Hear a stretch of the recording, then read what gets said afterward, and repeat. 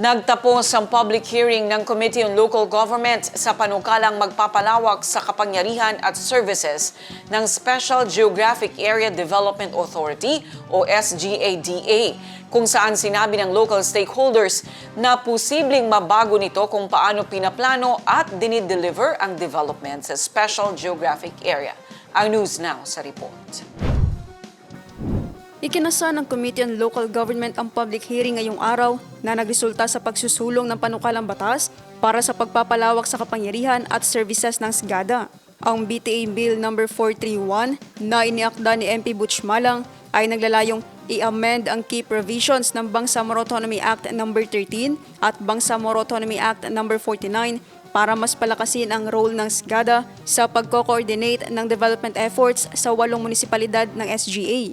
Ayon sa mga local officials, community leaders at residente na dumalo sa hearing, ang mas pinalakas na mandato ng SGADA ay makakatulong para mapabilis ang rollout ng government programs at gawing mas unified ang planning at implementation sa buong area.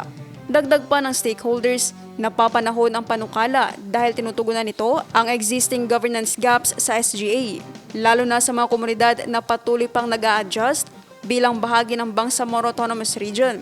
Sa ilalim ng measure, palalawakin ang mandato ng SGADA para isama ang development planning, infrastructure coordination, environmental management, public safety at disaster preparedness, pati land use planning, zoning, shelter at house services, at health at sanitation programs na nangangailangan ng intermunicipal coordination. Sa proposal, mananatiling SGADA ang mga ngasiwa sa overall affairs ng SGA, mula planning, monitoring, hanggang coordination ng programs at services.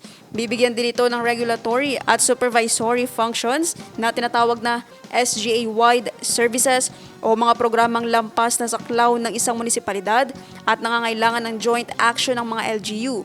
Ayon kay BTA Local Government Committee na Gib Sinarimbo, nagsilbing mahalagang ground-level inputs ang hearing para mas mapino ang panukala bago ito dalhin sa plenary.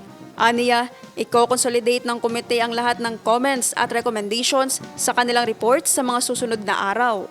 Naphtali Velarde, iMinds, Philippines.